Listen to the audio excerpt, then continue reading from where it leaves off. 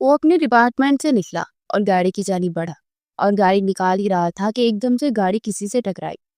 वो जल्दी से बाहर निकला तो जमीन पर सुर्ख कलर की स्कूटी पड़ी हुई थी और इसने इधर उधर देखते हुए उसके मालिक को तलाश करना चाहा। हाय ओ रब्बा, मेरी लाडो के साथ आपने क्या कर दिया? हाय अल्लाह, बेचारी को कितनी चोटें आ गई हैं।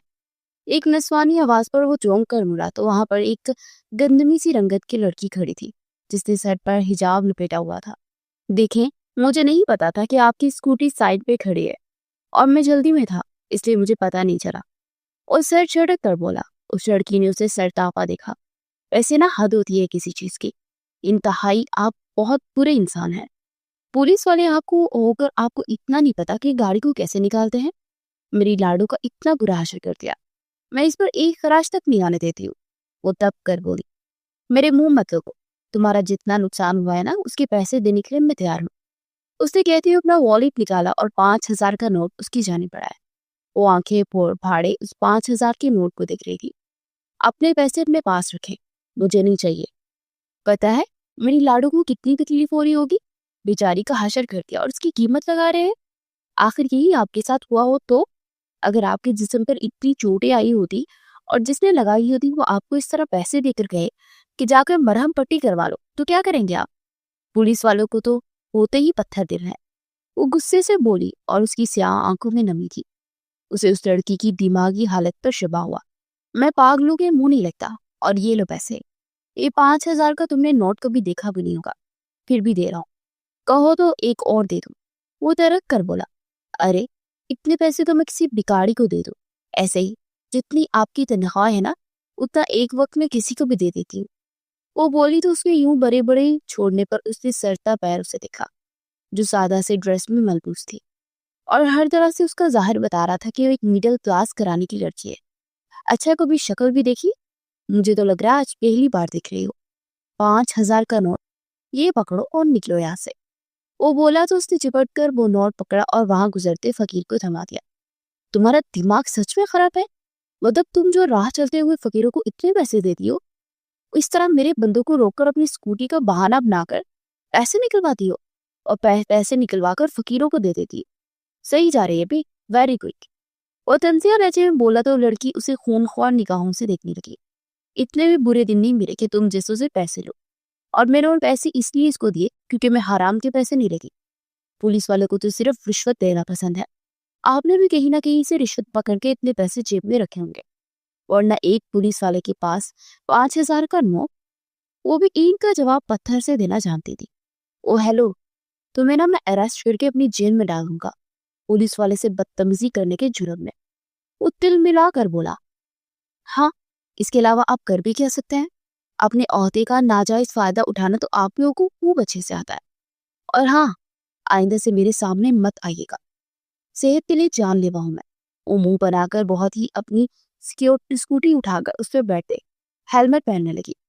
वो दिल ही दिल में उसे सलाहते सुनाता अपनी गाड़ी की जान पड़ गया। वो घर पहुंचा तो हाले नोट पाक कर उसकी सीने से आ लगी। लाला, आप इतने दिनों के बाद आए, आपको देखकर मैं बहुत खुश हूँ। हाले नूर चहक कर बोली। अम्मा जी से बोलिए मेरे कमरे में चाय भेज दें। उसका रुखसार थपथपाकर हल्का सा मुस्कुरा कर बोला। एक वही थी जिसकी खातिर वो यहाँ आता था, और न तो उसका यहाँ आने को दिल ही नहीं चाहता था। मगर उसे खबर नहीं थी कि उसकी हाले नूर साजिशों का शिकार होने वाली है। अहमद राजपूत अपने होटल पहुंचा और आज के होने वाले फंक्शन का जायजा ले रहा था। वो हर चीज को ओके करता अपने ऑफिस की जानी पड़ गया।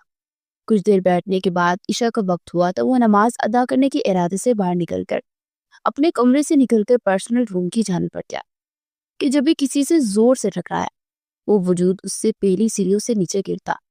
वो जल्दी से उसे बाजू से थामकर खींच कर पीछे करता देखने लगा। वो एक लड़की थी जिसकी हेजल ग्रे आंखें लबालब पानी से भर गई थी और बिखरे बाल और चेस्ट पैंट शर्ट में मलबूस वो लड़की खौफजदा दिख रही थी। उसी वक्त एक लड़का एक कमरे से बाहर निकला और उसके सर से खून निकल रहा था। यू, वो लड़का उसे गाली निकालता आगे बढ़ा तो लड़की जल्दी से उसके पीछे होती उसका बाजू दबोच गई। मुझे बचा ले इससे, वो नम लहजे में बोली। ए हट, ये मंगेतर है मेरी। वो गुस्से से बोलता उसे बाजू से खींचने लगा तो अहमद का हाथ उठा और एक जोरदार थप्पड़ उसके चेहरे पर पड़ा। ए, वो लड़का चीखा। शट अप, मैनेजर सिक्योरिटी को बुलाकर इसे बाहर भेजो। वो सच लहजे में बोला, फिर उसने वेटर्स के साथ उस लड़की को अपने ऑफिस भेजा। नमाज अदा करके वो ऑफिस आया तो लड़की रो रो कर बेहाल हुई थी। आपका घर कहाँ है मिस? उसे संजीदगी से पूछा। जी जी, मुझे नहीं जाना अपने घर, वो रोते हुए बोली। वो बोली तो अहमद की आंखों में हैरत तर आई। व्हाट? ये क्या कह रही हैं आप अपने घर क्यों नहीं जाना चाहती? वो हैरानगी से बोला। वो सब लोग मुझे गलत समझेंगे, प्लीज मुझे नहीं जाना। अब वो बकायदा हिचकियों से रो रही थी। अहमद ने गहरा सांस भरते उसे देखा। मैं अब आपको इस तरह यहाँ नहीं रख सकता ना, सो प्लीज आप अपने घर का पता बता दीजिए, मैं आपको घर तक ड्रॉप कर देता हूँ। वो बोला, मगर वो नफी में सर हिलाती जा रही थी। फिर वेटर्स ने उसका हैंड बैग लाई तो उसमें से शनाख्ती कार्ड था और उसकी घर का एड्रेस देखकर वो उठ खड़ा हुआ। चलिए मेरे साथ, मैं आपको आपके घर में ड्रॉप कर देता हूँ, क्योंकि मैं आपको इस तरह यहाँ पर अकेला रहने या कहीं जाने की इजाजत नहीं दे सकता। अब आप मेरी जिम्मेदारी है, मेरे होटल में मौजूद थी। अब इज्जत और एहतराम से आपके घर तक पहुंचाना मेरी जिम्मेदारी है। वो बोला और फिर उसे लेकर वो बाहर आ गया। उसकी कॉलोनी में पहुंचा और गाड़ी खान हाउस के सामने रुकी। फिर वो उसे छोड़कर निकलने ही वाला था कि बाहर दो मर्द आए। अंदर तशरीफ लाइए, आपसे बहुत जरूरी बात करनी है। वो मर्द खुशक लहजे में बोले। वो चुपचाप उनके साथ अंदर आया तो वो लड़की सर झुकाए रो रही थी और वो सोफे पर क्रॉफर्ड से बैठा वही लड़का मौजूद था जो कि होटल में उस लड़की के साथ था। यही है तायाजान, यही वो शख्स जिसके साथ ये होटल में मौजूद थी। और जब मैंने इन लोगों को रंगे हाथों पकड़ा तो इस शख्स ने मुझे इस कदर बुरे तरीके से मारा। वो लड़का फराटे से झूठ बोल रहा था और वो लड़की थर थर कांप रही थी और वो बेयकीनी से उस लड़के को देख रहा था। हमारे घर की इज्जत के साथ आपने खेल खेल कर अच्छा नहीं किया। हम आपको बहुत अच्छे तरीके से जानते हैं। आप एक जाने माने स्कॉलर हैं, दीन की बातें सिखाते हैं, मगर मुनाफकत कूट कूट कर बढ़ी है आपने। इस लड़की के ताया ने कड़क लहजे में कहा। उसे लब पींच कर रोती हुई इस लड़की को अफसोस से देखा। देखिए, ऐसा कुछ नहीं हुआ था, ये मुझे वहां पर रोती हुई मिली, बस मैंने इन्हें घर पहुंचाया है, इसके अलावा कुछ नहीं जानता मैं। तो इसकी इज्जत की लाश रखने के लिए सच बात को छुपा गया। तुम उस शख्स को जानती हो हालिनो? वो कड़क कर बोला तो वो मजीद रोने लगी और साथ कांप रही थी। जिया खान, अभी और इसी वक्त काजी साहब को बुलाइए और इन दोनों का निकाह पढ़ाकर इस गंध को उस शख्स के साथ रुखसत कीजिए। ताया जानने का उनके फैसले पर अहमद का रंग मुताखिर हो गया। क्या फजूल बात कर रहे हैं आप? ऐसा थोड़ी होता है, आप जबरदस्ती किसी की शादी कैसे करवा सकते हैं? इस्लाम इस चीज की इजाजत नहीं देता। अहमद राजपूत ने नागवारी बड़े लहजे में कहा। हमें आप जैसे से इस्लाम सीखने की जरूरत नहीं है, मुनाफिक हैं आप, एक नंबर के। तायाजाना तनफ्फुर बड़े लहजे में बोले तो अहमद ने आंखें मीच कर ताउस भरते अपने अंदर से उमड़ते गुस्से को काबू किया। वो कभी अपना आपा खोकर किसी लड़की की इज्जत पर आंच नहीं आने दे सकता था, लेकिन उसे बहुत दुख था कि उस लड़की की इज्जत उसने बचाई, मगर वो इसके लिए एक लफ्ज तक नहीं बोल रही थी। फिर उसके लाख मना करने के बावजूद भी उन लोगों ने उसे वहां से हिलने तक नहीं दिया, बल्कि उसकी रेपुटेशन तक को बर्बाद करने की धमकी देने लगे। उनकी बात उससे परेशान सा हो गया। वो जानता था कि अगर ये बातें उसके घर तक पहुंची तो उसकी माँ, जो पहले से ही बीमार है, वो इस सदमे को सह नहीं पाएंगी। वो तो उसे लेकर हमेशा से ही परेशान रहती है। इसका निकाह हुआ और उन्होंने इसे साथ रुखसत कर दिया। कुछ देर पहले वो लड़की उसके लिए बिल्कुल अनजान थी, मगर अब उसकी महरम थी।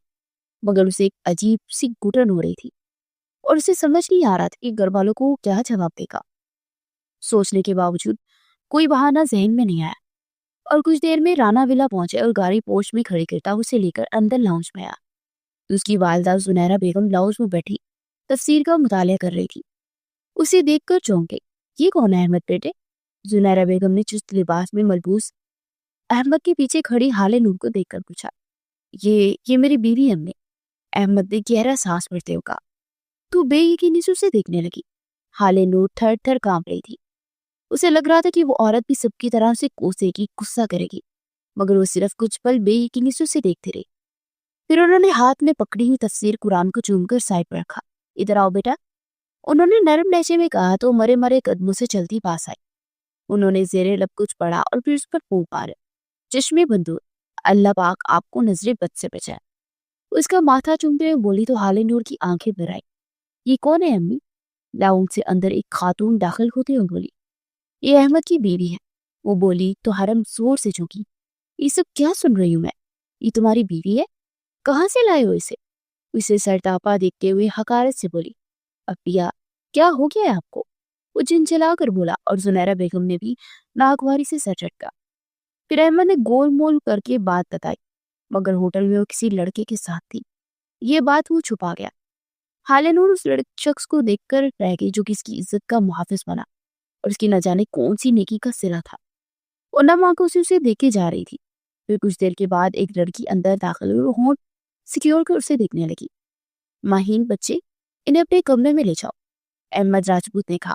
क्यों भाई? मैं क्यों लेकर जाऊं अपने कमरे में ने? ये आपकी बीवी है, ये आपके कमरे में ही रहनी चाहिए, क्यों ना? उस जुनैरा बेगम के गले में बाहें डालते चहक कर पड़ी। तुमसे जो अहमद कह रहा है ना वो करो, ज्यादा अम्मा मत बना करो उसकी। और हाँ, उसे कमरे में तो रख रही हो, इसकी सोहबत का असर मत ले लेना। हरम ने अपनी मखसूस कड़वे अंदाज में कहा। क्या यार मम्मा, आप भी कुछ भी बोलती हैं। वो चिढ़कर बोली और फिर हाले नूर को लेकर कमरे में आ गए। माहीन मुसलसल बोल रही थी और वो चुपचाप बैठी थी। फिर वो कपड़े बदल कर लेटी तो बेआवाज रोने लगी। माहीन की आंख खुली तो वो अभी तक रो रही थी। वो लाइट ऑन करती उसके पास आई। क्या हुआ, क्यों रो रही हो? माहीन ने पूछा तो हिचकियों से रोने लगी। आपकी मुझसे नफरत नहीं हो रही क्या? वो हिचकियों से रोते हुए बोली, ओह गॉड, तुम्हें ऐसा क्यों लगा कि मैं तुमसे नफरत करूंगी? तुम्हें पता है हाले नूर, तुमसे नफरत कर ही नहीं सकता कोई। तुम बहुत हसीन हो। ऐसा लगता है कि तुम्हें अल्लाह पाक ने बड़े प्यार से तराशा है। अगर मैं शायर होती ना तो तुम्हारे चेहरे के हर हर नक्श पर एक शेर लिखती। बट आई हेट शायरी। महीन ने कहा तो वो धीमा सा मुस्कुरा दी। वैसे तुम अगर चाहो तो खुलकर हंस सकती हो, या फिर किसी ने तुमसे कहा है कि तुम हंसते हो बहुत प्यारी लगती हो, इसलिए कम हंसा करो। वो मुस्कुरा कर बोली, आपके मामू को तो मुझसे जरूर नफरत होगी, क्योंकि मेरी वजह से उन्हें इतना कुछ सहना पड़ा और फिर शादी भी कहनी पड़ी। वो लम लहजे में बोली तो महीन खिलखिला कर हंस पड़ी। वैसे तुम ना मेरे मामू को जानती नहीं हो, इसलिए तुम ऐसी बातें कर रहे हो। मेरे मामू दुनिया के शायद वाहिद इंसान है जिसे किसी से नफरत हो ही नहीं सकती। पता है, मैं इन्हें दुनिया का 8वां अजूबा कहती हूँ। लेकिन तुम बहुत छोटी हो इनसे, इसलिए उन्होंने कहा कि तुम मेरे कमरे में रहो। अब देखो ना, वो 34 साल के होने वाले हैं और तुम मुझे लगता है 18-19 की हो। वो अब रिश्ते की इस तरह एकदम से तो नहीं निभाएंगे ना, लेकिन जब निभाएंगे तो दिल से निभाएंगे। फिक्र मत करो, तुमसे कभी भी नफरत नहीं करेंगे। बाकी नाराज होना तो हर एक इंसान का हक होता है। तुम्हें मनाना आता है रूठों को? चलो कोई नहीं, मैं तुम्हें सिखा दूंगी। अहीन ने कहा तो धीमा सा मुस्कुरा दी। फिर वो बातें करते करते सो गई और आंख खुली तो माहीन नमाज पढ़ रही थी और इसे राना बिला आए हुए तकरीबन 10 दिन हो चुके थे और वह इन दिनों में बहुत कुछ सीख चुकी थी। कितनी देर वो सुनैरा बेगम के पास बैठी उनसे कुरान पाक की तफसीर पढ़ती रही और अब काफी दिन गुजर चुके थे। अभी तक अहमद से उसकी मुलाकात नहीं हुई थी। उसे माहीन के मुंह से ही पता चला था कि वो किसी इस्लामिक दौरे के लिए गए हुए हैं। वह असर की नमाज अदा करके बाहर लॉन में आकर झूले में बैठी गड़ों को जाते परिंदों को दिख रही थी। उसके दिल में गुबार सा उठने लगा। उसका तो कोई घर भी नहीं था। माँ बाप के घर से तोहमत लगाकर रुखसत कर दी गई थी और जिसके साथ रुखसत होकर आई थी उसे एक नजर तक नहीं देखता था। इसी वक्त गाड़ी पोर्च में रुकी और अहमद राजपूत गाड़ी से निकलकर अंदर की जानी पड़ने लगा, मगर झूले में बैठी उस अप्सरा को देख जिससे दिल धड़कना भूल गया। नमाज के स्टाइल में सफेद दुपट्टा लपेटे उस उदास शाम का एक किस्सा लग रही थी। सूरत कंधारी रुखसार आंसू किसे हीरे की मानित महसूस हो रहे थे। बेख्तियार कदम उसकी जानिब बढ़ाए और उसके पास आकर ठहरा। सलाम देखूं। उसके सलाम लेने पर उसने चौंक कर गर्दन घुमा कर देखा तो अहमद राजपूत को देखकर हड़बड़ा कर उठी और उंगलियां चटखाती सर झुकाए लत कुचलने लगी। जब सलाम किया जाता है तो उसका जवाब देते हैं। वो अपने महसूस नरम लहजे में बोला तो उसने निगाहें उठाकर उसे देखा। फिर उसकी बोलती निगाहों से घबराकर जल्दी से निगाहें झुका गई। अहमद के लोगों पर हल्की सी मुस्कुराहट तैरने लगी। वो हालांकि इतनी बोल्ड और मॉडर्न फैमिली से ताल्लुक रखती थी, मगर उसकी झिझक और शर्म बहुत थी। मगर दिल में एक चीज खटकती थी कि वो इस दिन होटल में अपने कजिन से मिलने इस तरह क्यों गई। इस वक्त यहाँ मत बैठिए, अंदर चलिए, अजाने होने वाली है मगरिब की। वो बोला तो चुपचाप अंदर की जाने पड़ गई। फिर वो कुछ देर जुनैरा बेगम हरम के पास बैठा उन्हें चाय का कहने के बाद उठकर कमरे में चला गया। कुछ देर के बाद मुलाजमा चाय लेकर लॉन्च में आई। अम्मा जी, ये भैया जी की चाय, मुलाजमा ने कहा। अरे बेटा, जाओ जाकर अहमद को चाय दे आओ। जुनैरा बेगम से उससे कहा तो उसे पटाकर अहमद की जानिब देखने लगी। मुझे मत देखो, मैं ही इन्हें चाय देने जाती थी, लेकिन अब से मेरी ड्यूटी खत्म। तुम्हारा शौहर है, तुम भुगतो। माहीन ने मुंह बनाकर कहा तो कप थामे उसके कमरे की जानिब बढ़ गई। उसने दरवाजा नॉक किया तो अंदर से उसके आने की इजाजत दी। वो अंदर दाखिल हुई तो सोफे पर बैठा लैपटॉप पर लगा हुआ था। आपकी चाय। उसकी आवाज पर उसने चौंक कर सर उठाया। अरे, आप क्यों लेकर आई? माहीन कहाँ है? उसे यहाँ पर देखकर वो हड़बड़ा कर बोला, वो अम्मी जान ने कहा था कि मैं आपको दे आऊं। वो आहिस्ता से सर झुकाए और बोली तो गहरा सांस भरते हुए रह गया। वो जानता था कि उन्होंने जानबूझकर उसकी हाथ चाय भेजी है। वो इतनी दिनों से सिर्फ फोन पर यही कह रही थी कि आते ही अपनी बीवी को अपने कमरे में रखो, और यहाँ तक कि अपने पोते पतियों का शोक चढ़ा हुआ था। Thank you so much. वो चाय का कप थामते हुए बोला, फिर एकदम उसके कपड़े देखकर चौंक गया। आपने माहिन के कपड़े क्यों पहने? उसे हैरानगी से पूछा। वो इस दिन मुझे ऐसे ही उन्होंने बेच दिया था, कपड़े नहीं थे कोई लेने दे गए, तो इसलिए माहिन के पहन रही हूँ। वो शर्मिंदा सी होकर बोली तो उसे अपनी लापरवाही पर सख्त गुस्सा आया। आई एम सॉरी, मुझे भूल ही गया था कि मैं आपको शॉपिंग करवा दूं। एक मिनट में इस माहिन को पूछता हूँ। उसने लब भींच कर बोला और फिर कॉल मिलाकर माहिन को ऊपर कमरे में बुलाया। क्या है मामू यार, चैन से बच्ची को जीने भी नहीं देते हो। वो चिल्ला कर बोली, शट अप। और तुम मुझे ये बताओ कि तुमने शॉपिंग क्यों नहीं करवाई इन्हें? वो तब कर बोला, ओ हेलो, मुझ पर चिल्लाने की जरूरत नहीं है। मैं इसमें कसूरवार आप है। आपने पैसे कब दिए थे मुझे? और ये आपकी बीवी मेरी जिम्मेदारी नहीं है, बल्कि ये आपकी जिम्मेदारी है। अपनी जिम्मेदारी को खुद निभाइए। मुझे और 100 काम होते हैं। एक तो मुझ पर होटल्स का काम छोड़कर चले जाते, वो सब भी मैं संभालू, यूनिवर्सिटी भी मैं जाऊं, और फिर बाकी काम भी मैं करूं, और आपकी बीवी को शॉपिंग भी मैं ही करवाऊं। ये बीवी आपकी है, मेरी नहीं। वो भी माही थी, किसी की बर्दाश्त कर ले ये हो ही नहीं सकता था। ठीक है ठीक है, ज्यादा बोलने की जरूरत नहीं है। पैसे दे देता हूँ, कल शॉपिंग करवा देना। वो जल्दी से बोला, मैं नहीं करवा रही। आप खुद ही अपनी बीवी को लेकर जाइएगा और खुद ही करवाइएगा। वो मुंह बनाकर बोली, तुम जानती हो ना, मुझे बाजार जाना बिल्कुल भी पसंद नहीं है। अजीब अजीब निगाहों से लोग देखते हैं। वो लब पींच कर बोला, मैंने कितनी बार कहा है कि लोगों की टेंशन मत लिया करें। लोग तो वेले निकम्मे हैं, उन्होंने तो सोचना ही है। आपको उनकी टेंशन क्यों होती है? इग्नोर करके आगे जाया करें। बाकी अगर कोई तंग करे तो मुझे फोन कर दीजिएगा, मैं पहुंच जाऊंगी आपको बचाने के लिए।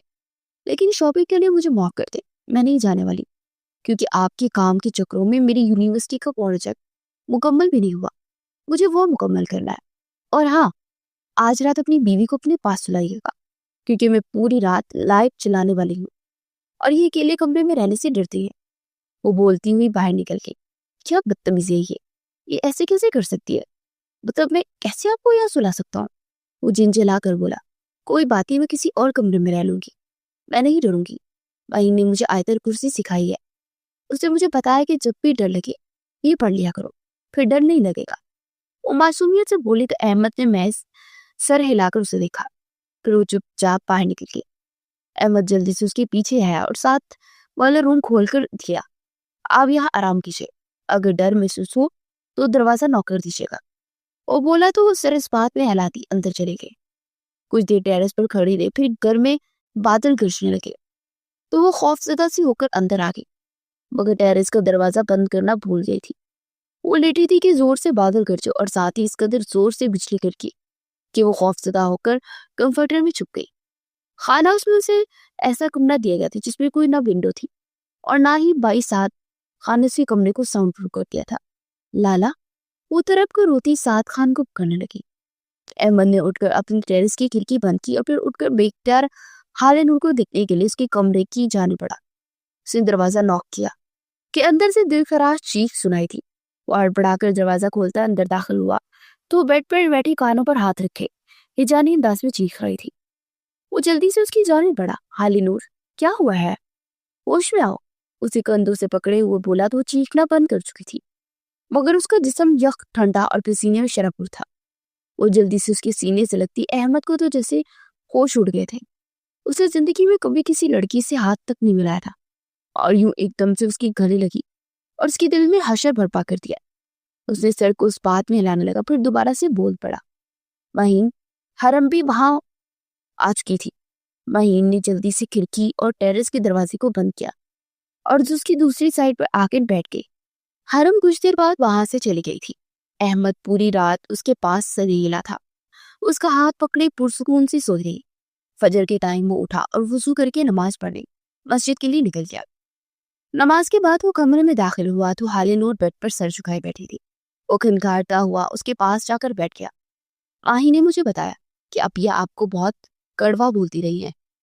वो हमेशा से ऐसी ना थी, बल्कि बहुत अच्छी और नरम दिल की थी। जैसे मेरी अम्मी है ना, बिल्कुल वैसी। उन्हीं की तरह बहुत नरम थे। मगर उनकी शादी जहां पर हुई, उस शख्स ने बात बात पर उनकी कम सूरत होने पर ताने देता था। एक पुरएतमाद सी हरम राना जिसे खो सकी। फिर अपिया प्रेग्नेंट हुई तो उनके शौहर को बेटा चाहिए था और इन दिनों हरम आपी मेके में चली आई। मगर वो शख्स उन्हें तलाक देने पर अड़ गया क्योंकि बेटी पैदा हो गई थी। मेरे बाबा ने उनसे कहा कि उनकी बेटी को तलाक मत दो, तुम जो चाहोगे वही दोगे। उसने कंपनी में 50% शेयर्स मांग लिए और मेरे बाबा ने आपी का घर बचाने की उसकी शर्त भी मान ली। मगर उन्होंने एक चीज बहुत अच्छी की कि उन शेयर्स की मालिक हरम आपी को बनाए और वो शख्स ये भी बर्दाश्त नहीं कर पाया। वो जबरदस्ती हरम आपा से सब लेना चाहता था। मगर बाबा ने हरम आपा से पहले ही कह दिया था कि ऐसा कुछ मत करना क्योंकि वो शख्स सब पाने के लिए तुम्हें छोड़ देगा।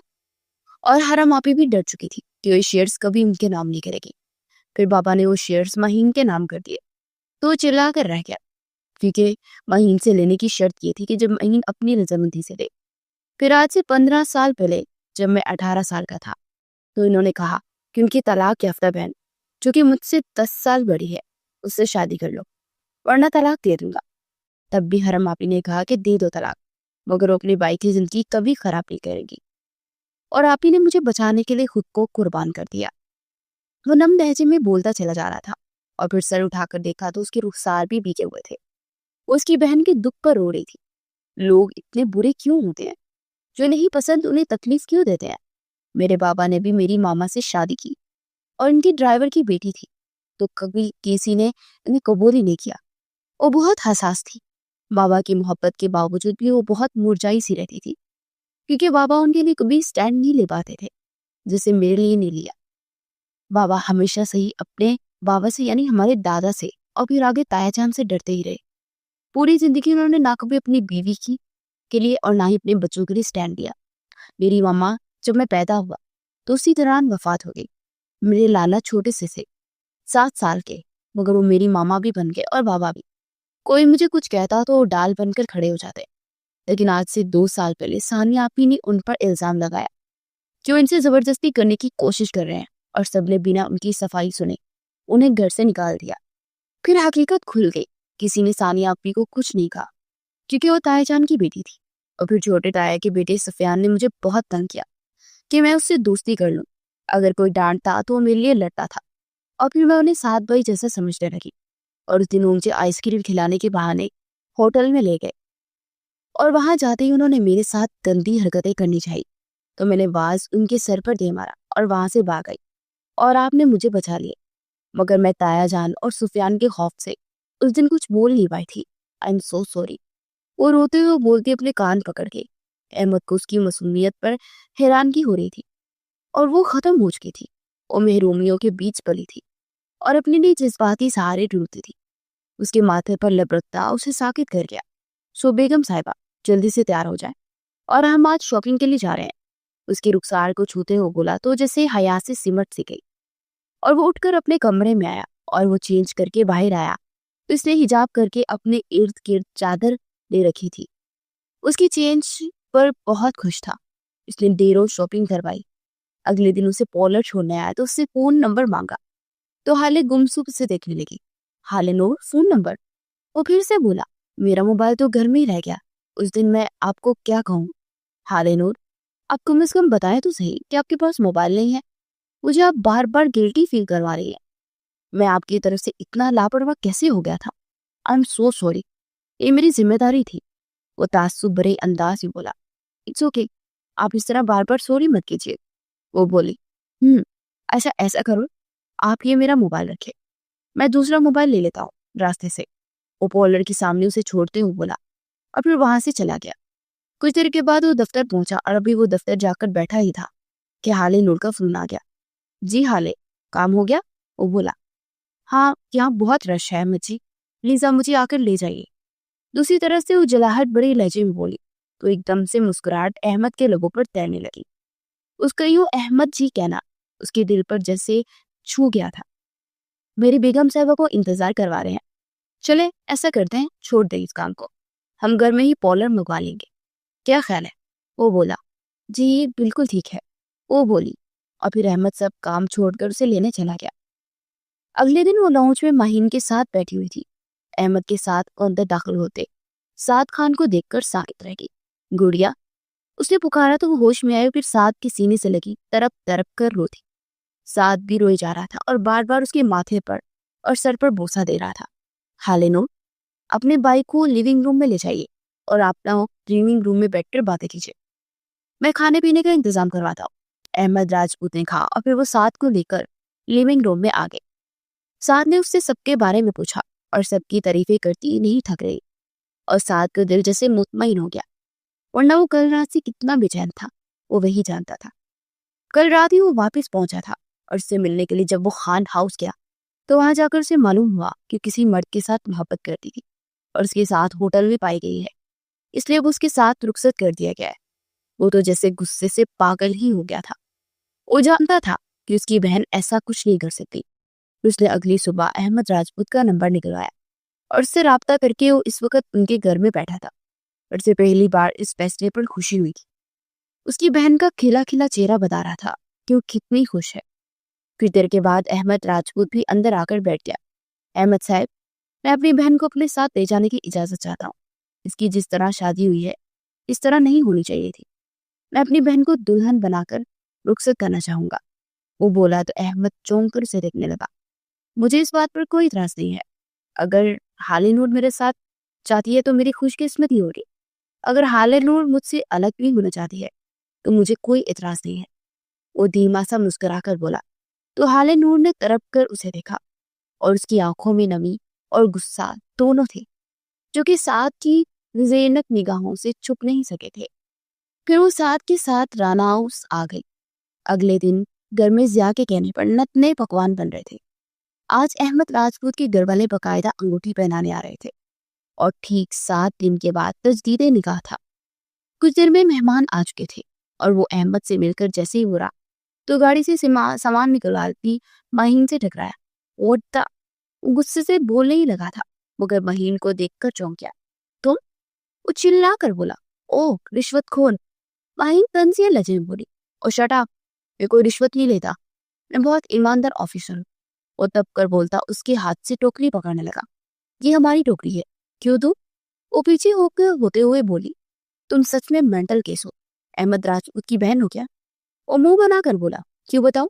अपने काम से काम रखो और हाँ, ये सामान अंदर पहुंचा देना। वो टोकरी उसने हाथ में पकड़कर तंग कर बोलती अंदर की जानी पड़ती। ओ गॉड, क्या पागल लड़की है! वो चिल्लाकर बाकी की चीजें उठाकर अंदर आया। सब फैमिली मेंबर्स वहीं पर आ चुके थे। हाले नूर हिजाब की अहमद के पहलू में बैठी हुई थी। अहमद ने उसके हाथ पे अंगूठी पहनाना हल्का सा हाथ को दबाया तो अपना हाथ खींच गई। साथ तो महीन की तरफ देख रहा था जो कि गंदमी रंगत में भी ऐसी डिसेंट पर्सनालिटी से छाई हुई थी। वो हाले नूर को कमरे में ले गई तो साथ भी कुछ देर के बाद वहां आया तो अंदर सुफियान खड़ा था। अरे बा, क्या किस्मत है इस अंकल की जो तुम जैसी अनछुई हसीना मिल गई। सुफियान भी बाकी से बोला तो साथ ने जोर से मुट्ठियां बिछी और आगे बढ़ने लगा तो इसी वक्त चटाक की आवाज सुनाई दी। वो थप्पड़ हाले नूर ने मारा था। इससे बेहतर तुम्हारे लिए कोई जवाब नहीं होगा। वो शख्स मेरा शौहर है और तुमसे लाखों गुना ज्यादा अच्छे हैं और भले तुम्हारे साथ रंग रूप में बहुत कम है मगर उनका इखलाक, उनका किरदार ऐसा है कि तुम उनके सामने उनके जूते की धूल भी नहीं है। आप यहाँ से दफा हो जाओ और आइंदा से मेरे मुंह मत लगना। तुम जैसों की मुंह तोड़ना मुझे अच्छे तरीके से आता है। हाले नूर चबा चबा कर बोली और वो खुशी और हैरत के मिले जुले जज्बात से अपनी गुड़िया का ऐसा एतमाद देख रहा था। फिर उसकी निगाह महीन पर पड़ी जो कि मुतमईन सी खड़ी थी, जैसे इस वाकई से कोई ताल्लुक ही ना। यू? सफियान गुस्से से उसकी जानिब बढ़ने लगा तो साद ने उसके कॉलर से खींचकर उसके चेहरे पर रख के थप्पड़ मारते उसे वार्न किया। आइंदा से मेरी हालिस नूर से दूर रहना। वो सर्द लहजे में बोलते उसे बाहर धकेल गया। वैसे मेरी प्यारी से मामा ने क्यों मेरे प्यारे से मामू जान से नाराज हुए? पता है, इनका चेहरा उतर गया। तुमने एक बार भी उनसे बात नहीं की।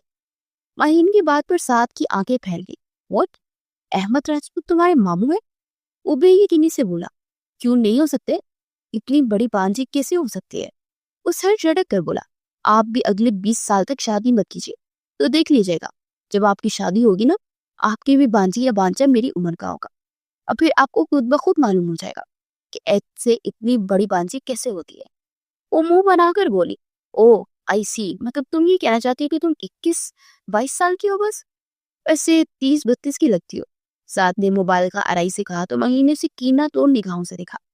मामू, कि इस्लाम हमें एक कत्ल की भी इजाजत नहीं देता। अगर एक कत्ल जायज होता तो मुझे बताइएगा, सबसे पहला कत्ल इन्हीं का करूँ। वो अंदर दाखिल होते अहमद से बोली। तुम किसी न किसी से लड़ने का बहाना ढूंढ ही लेती हो, क्या हर वक्त लड़ाका त्यारा बनी रहती हो? अहमद देखा, देखा ना, मैं पहले ही समझ चुकी थी। आपकी बांझी को आपकी जुबान बहुत ज्यादा चलती है, और ये लाकर लड़ाका त्यारा है। पता है, ये पागल अपनी स्कूटी को लाडो बोलती है। ये समझती है स्कूटी किसी से टकरा गई और कुछ तोड़फोड़ हुई तो उस बेचारी को बहुत तकलीफ होती है। मुझे तो ऐसा लगता है कि इनकी मेंटली हालत कुछ खराब है। मगर अब मुझे पता लगा कि इसका दिमाग, ऊपर का हिस्सा ही खाली है। साद खान बोलता जा रहा था और हाले नूर मुंह खोले अपने लाला को पहली बार यूं बोलते देख रही थी। मैं आपसे बहुत शर्मिंदा हूँ। अगर इसने आपके साथ बदतमीजी की है तो ये ऐसी ही है, किसी को नहीं छोड़ती।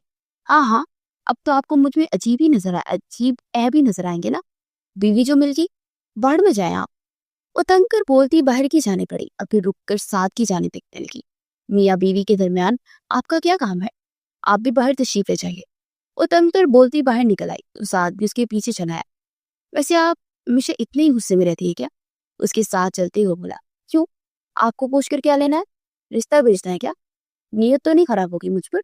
उस दिन तो बहुत गुस्से में बोल रहे थे, आज बात पे बात पर हंसी निकल रही है। मजाक कर रहे हैं।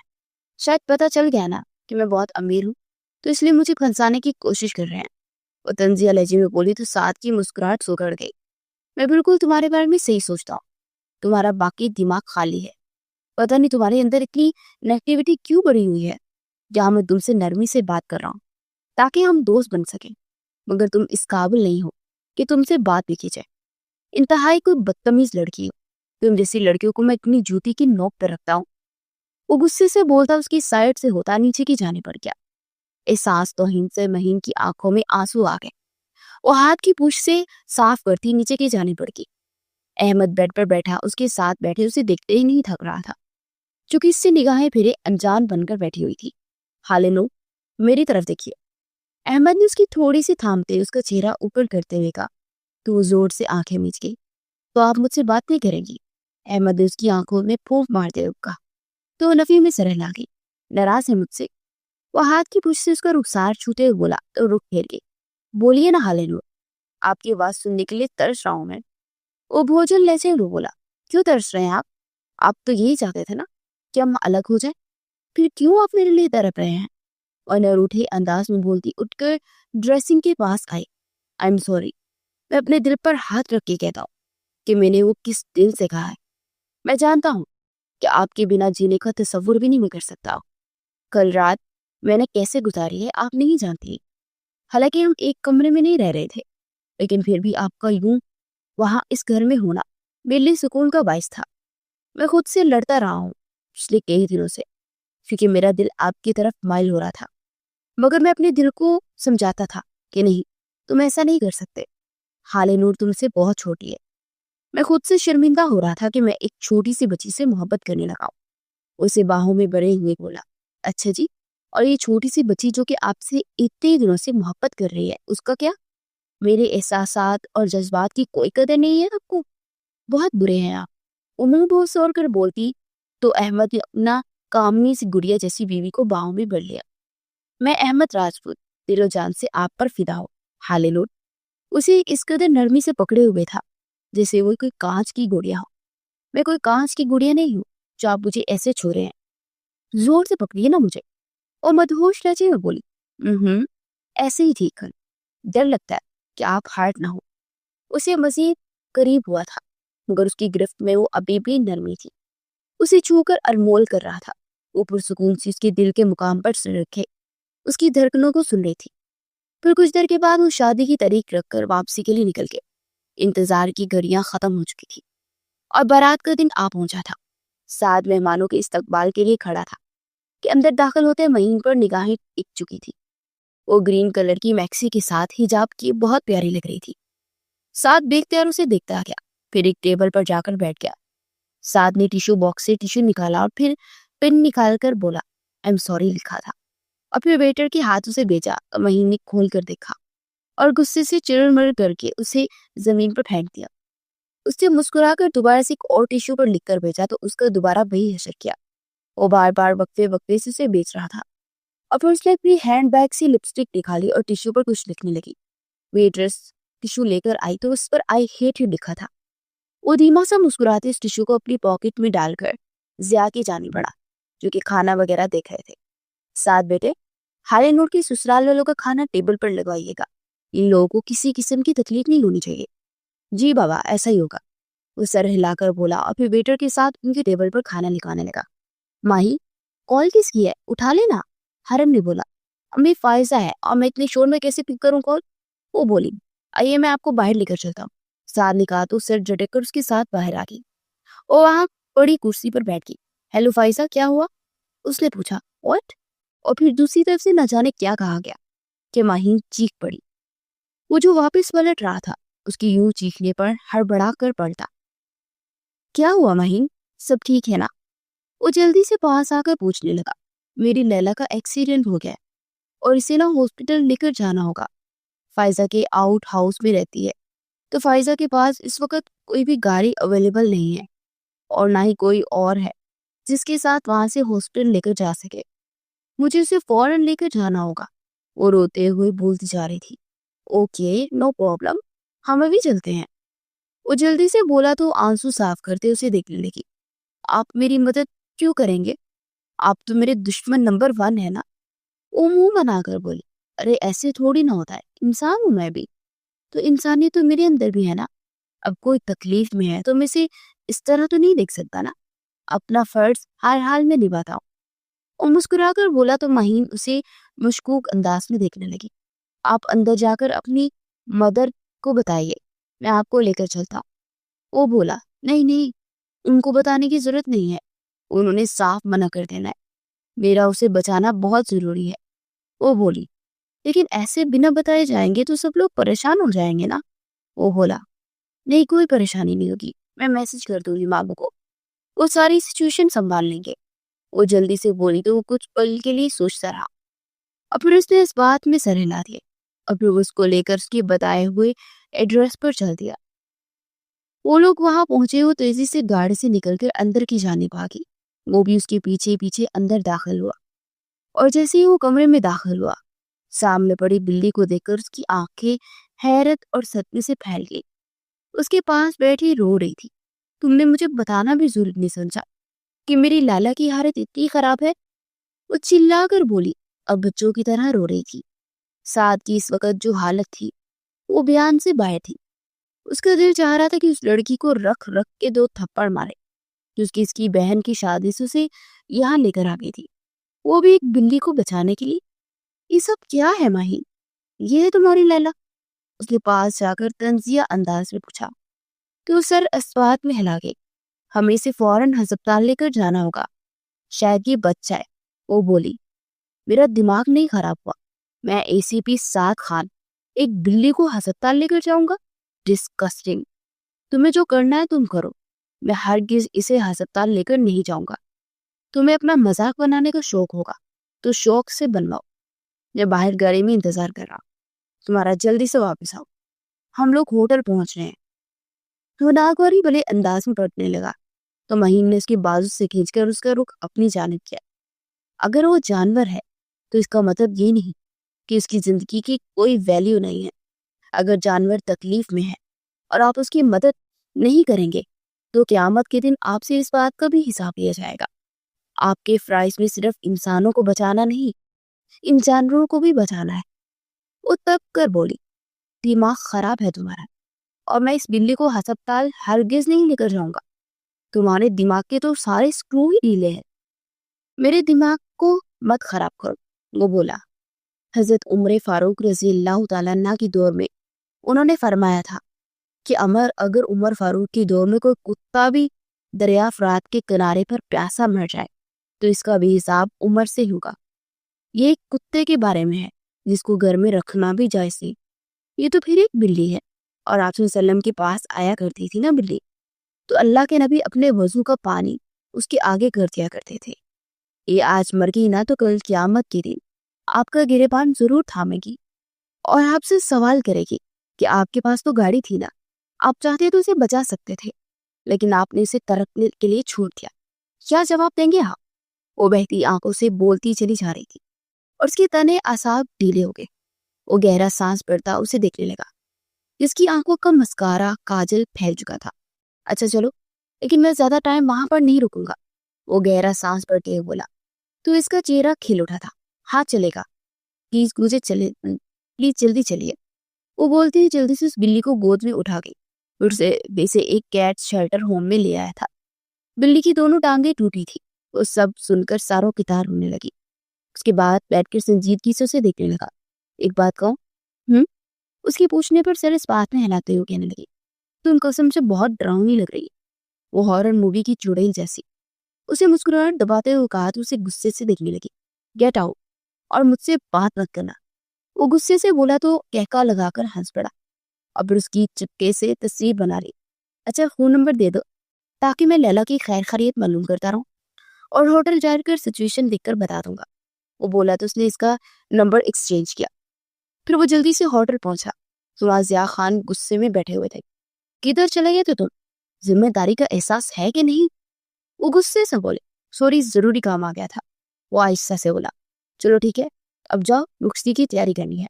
जो सामान भेजा है ना साथ, वो गाड़ी में रखवा दो। उन्होंने कहा तो सर इस बात पे हिलाकर पास से मुलाजिम को लेकर सामान रखाने लगा और सामान रखवाकर स्टेज पर आया तो हरम राना इधर उधर देख रही थी और उसे देखते ही वो तेजी से उसके पास आई। ये मेरी पागल बेटी कहाँ गई? फोन सुनने गई थी, वापस ही नहीं आई। मुझे लगा कि शायद हाले नूर के साथ है, मगर वहां भी नहीं है। हरम की बात पर अहमद राजपूत भी चौंक गया। क्या मतलब, वो कहाँ जा सकती है? यही होगी आपी।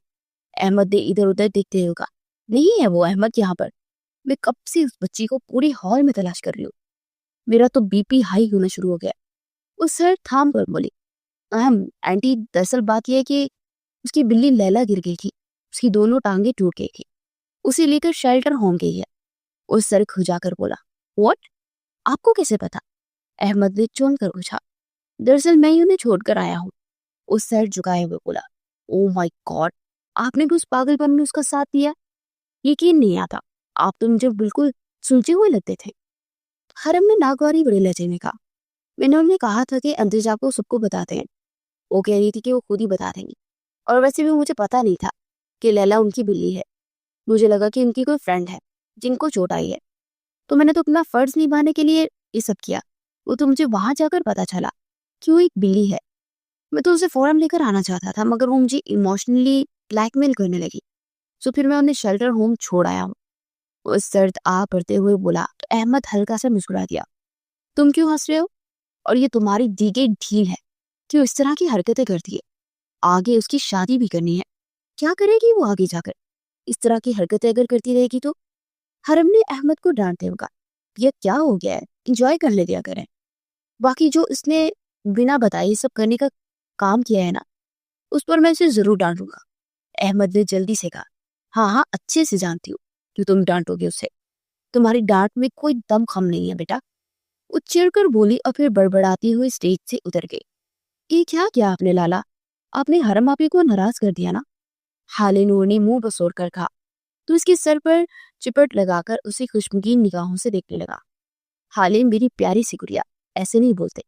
तुम दुल्हन हो, दुल्हन की जुबान पर ताला अच्छा लगता है। वो हल्का सा मुस्कुराते हुए बोला तो अहमद भी उसकी बात पर मुस्कुरा दिया। मैं कुछ शर्माने वाली नहीं हूँ, ऐसी ठीक हूँ मैं। वो मुंह बस होकर बोली। फिर कुछ देर में रुखसती हो चुकी थी। वो होटल के सब काम निपटाने के बाद घर पहुंचा तो मोबाइल खोलते उसने तस्वीर देखी तो उसे बेख्तियार हंसी आ गई। उसने उसे मैसेज किया, कैसी हो और आपकी बिल्ली साहिबा कैसी है? उसका मैसेज अभी तक उसने सीन नहीं किया था। वो मोबाइल साइड पर रखता कपड़े चेंज करने चला गया। वो वापस आया तो दूसरी तरफ से उसका मैसेज आया हुआ था, मेरी लैला अब 2-3 दिन तक शेल्टर होम में रहेगी, वो जल्दी ही ठीक हो जाएंगी, and thank you so much, आपने मेरी इतनी मदद की। लेकिन फिलहाल घर वालों से बेइज्जती करवा कर अपने कमरे में आई हूँ, सो प्लीज अब मुझे तंग मत कीजिएगा। उसका मैसेज पढ़ते उसके लबों पर बेइख्तियार हल्की सी मुस्कुराहट टहलने लगी थी। ओ माय गॉड, काश मैं तुम्हें देख सकता जब तुम्हें डांट पड़ रही थी, क्योंकि तुम्हारी वजह से मेरी भी इंसल्ट हुई है, और मुझे पता है कितना बुरा लग रहा है कि मैं एक पुलिस वाला होकर तुम्हारे बारे में सही तरह से जान भी नहीं सका। तुम तो सीरियस भी पागल हो, क्यों तंग करती हो सबको इतना? उसने लंबा चौड़ा मैसेज टाइप करके उसे भेजा, तो दूसरी तरफ से उसकी कॉल आने लगी। उसने कॉल अटेंड करते मोबाइल कान को लगाया। मैंने सोचा कि आपके सारे सवालों का जवाब फोन पर दे देती हूँ, ये इतने लंबे लंबे मैसेजेस करके मैं थक जाऊंगी, इसलिए जल्द से जल्द बात कर लेते हैं। वैसे मैंने नोट किया है कि आप मेरे साथ कुछ ज्यादा ही फील नहीं हो रहे। उसने तंग कर कहा। हाय क्या बताऊं, अच्छी लगने लगी हो तुम मुझे। वो शर्ट आ भरकर बोला तो दूसरी तरफ एक पल के लिए खामोशी छा गई। मजाक कर रहे हैं ना? वो भी यकीनी बड़े लहजे में बोली तो कहका लगाकर हंस पड़ा। हाँ बिल्कुल, क्या है ना, तुम जैसी पागल से पहली बार मैंने टाकरा हुआ है, तो मैंने सोचा कि तुम जैसी पागल से थोड़ा सा दिल ही बहला लूं। तुम दोस्त बनोगी मेरी? उसने पूछा। जी नहीं, क्योंकि अच्छी लड़कियां खैर मर्द को कभी भी दोस्त नहीं बनाती। मेरा दोस्त सिर्फ मेरा शौहर ही बनेगा। और हाँ, आइंदा से मुझे कॉल करने की जरूरत नहीं है। आपने तो मुझसे नंबर इसलिए लिया था ना, ताकि आप होटल जाकर फंक्शन की मुझसे डिटेल बता सके। तब तो जाकर आपने मुझे कोई डिटेल नहीं दी, लेकिन अब मुझे फोन मैसेजेस करके क्यों बता रहे हैं आप? आइंदा से मुझे मैसेजेस या फोन करने की कोई जरूरत नहीं है।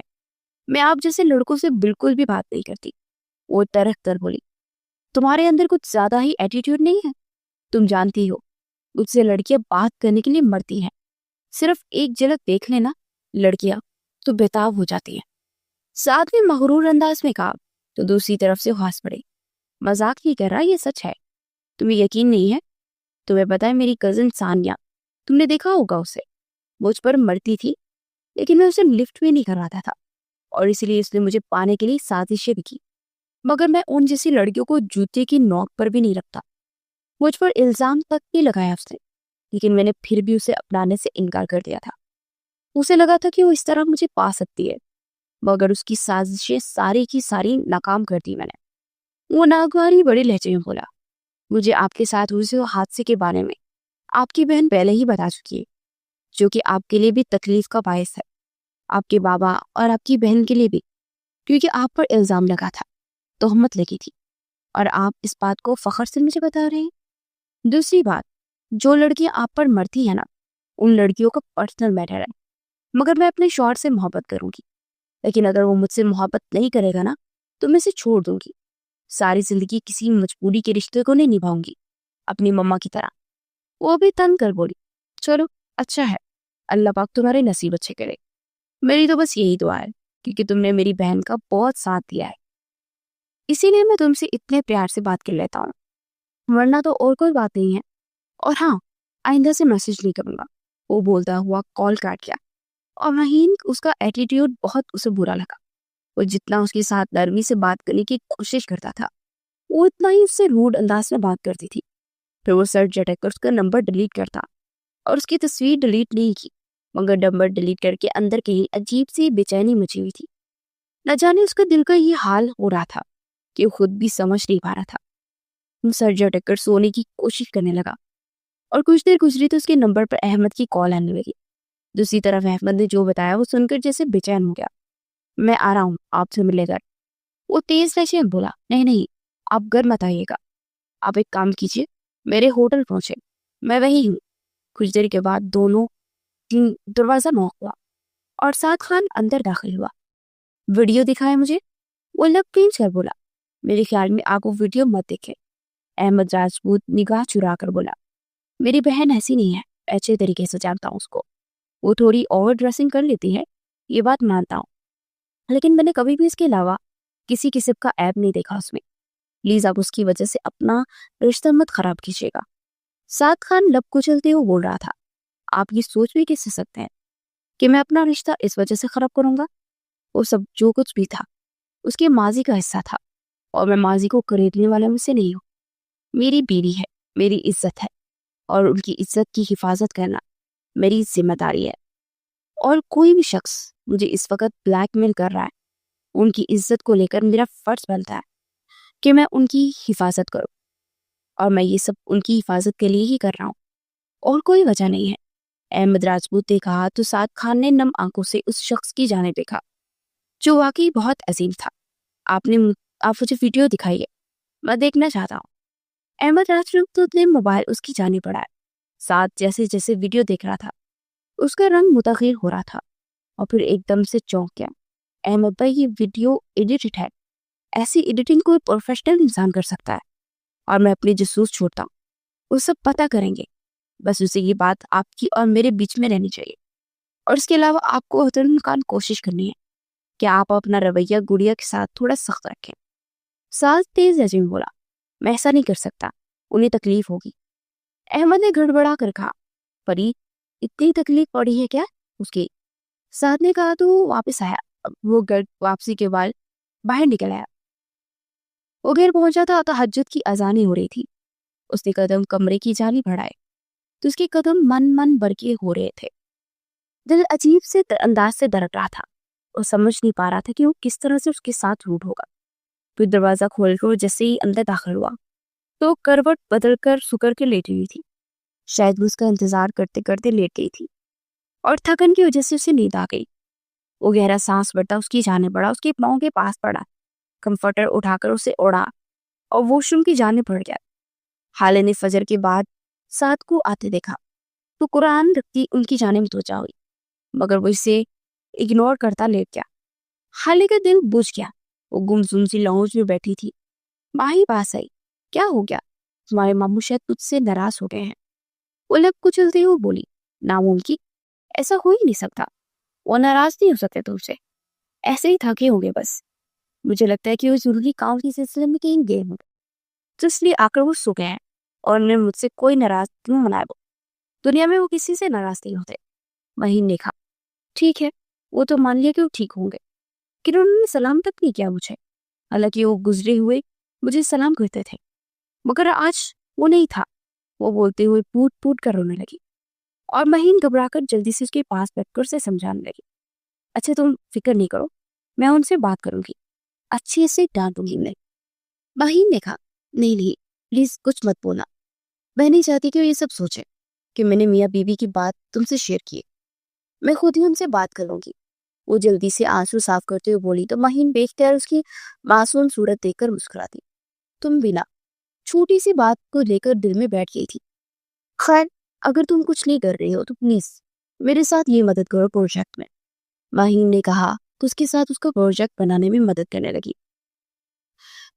फिर शाम को वो वलीमे के लिए तैयार हुई और वो लोग हॉल में पहुंचे तो अहमद ने उससे कोई बात नहीं की थी, बल्कि वो तो उसके पास स्टेज पर आकर भी नहीं बैठा था। वो एक साइड पर मोबाइल पर किसी के साथ लगा हुआ था और ये बात अब महीन ने भी महसूस की थी। फिर वापसी पर सब निकलने लगे तो अहमद ने उन्हें ड्राइवर के साथ घर जाने को कहा और खुद कुछ देर के लिए बाहर आने का कहकर वापस अंदर चला गया। महीन तेजी से होटल के अंदर दाखिल हुई। साद और अहमद एक साथ दिख रहे थे। चौंक वो दोनों सीढ़ियों से उतरकर जानिब अंदर बढ़े और तेजी से लिफ्ट की जानिब बढ़े थे और उनके पीछे चली आई थी। वो दोनों अंदर आकर बैठे और मोबाइल पर कुछ देख रहे थे। ये देखे कितने सारे उसके मैसेजेस आए हैं, मुझे धमकियां दे रहा है कि वो बहुत सारी वीडियोस को मार्केट में बेच देगा और कुछ सोशल मीडिया पर बेच देगा। अहमद की बात पर वो चौंक गए। आप उसे मैसेज करके पूछे कि वो क्या चाहता है, क्या वो पैसा चाहता है या कुछ और? साद ने कहा तो अहमद मैसेज करने लगा, रबिश, बकवास कर रहा है, ये मैंने इसे जान से मार दूंगा। अहमद चीख उठा था। क्या हुआ, क्या मैसेज आया था? साद ने पूछा तो अहमद ने मोबाइल उनकी जाने बढ़ा दिया। अहमद अपना सर थाम गया। व्हाट? मैं जान से मार दूंगा इस घटिया इंसान को? साद भी इसका गुस्से से बोलने लगा तो जल्दी से पीछे उठी और साद के हाथ से मोबाइल छीनता तो वह हड़बड़ा गया। उसकी आखिरी मैसेज पर निगाह पड़ी।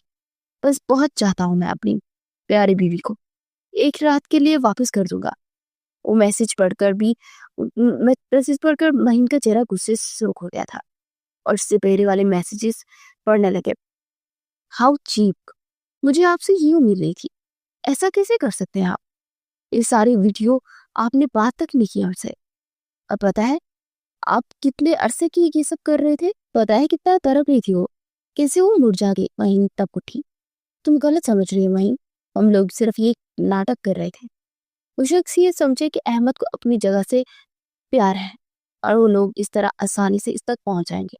और रही बात हाल नूर की, तो उससे छुपाने की वजह सिर्फ और सिर्फ ये है कि उसे तकलीफ ना हो। और मैंने ही इन्हें मना किया था उससे बात ना करे और उसके साथ इस तरह नाराजगी जाहिर करे कि वो बद बुझ जाए। क्योंकि जहां तक मुझे लगता है वो अहमद की शायद दुश्मनों में से किसी एक की है, जो कि नजर रखे हुए हैं और किसी भी तरह अहमद को खुश नहीं रहना देना चाहते। साद ने कहा तो वो घबराहट बड़ी, सांस भरती सोफे पर बैठ गई। सॉरी मामू, मैंने इतना सब कुछ बोल दिया था आपको, पर मुझे गुस्सा इतना आ गया था। इट्स ओके बच्चे, कि मेरे लिए भी ये सब आसान नहीं है, मगर इससे भी बुरा सलूक मैं कर रहा हूँ और मेरे लिए वो बहुत ही इम्पोर्टेंट है। मगर मुझे ऐसे ही लगता है कि इंसान शायद हम पर कोई नजर रखे हुए है। वो खुश नहीं देखना चाहता। हालिनूर का तो कोई दुश्मन है। मेरे आसपास दुश्मन और दोस्त हैं। मेरी वजह से उन्हें ये सब सहना पड़ रहा है। पता नहीं उसने कहाँ से तस्वीरें ली हैं, उन तस्वीरों को वीडियो के साथ शामिल कर रहा है और वो बेहुदा बेहुदा वीडियोस बना बनाकर बेच रहा है मुझे। अहमद ने कहा, ओह, हालिनूर की पर्सनल तस्वीरें कोई ऐसा इंसान ही यूज कर सकता है जो कि इस घर में मौजूद हो? क्योंकि हालिनूर तो भी मामू की जिंदगी में आई है ना, तो हालिनूर के बारे में इतना डाटा कैसे रख सकता है? ये तो कोई हालिनूर का दुश्मन ही कर सकता। शायद इसकी रसाई हालिनूर के मोबाइल तक है।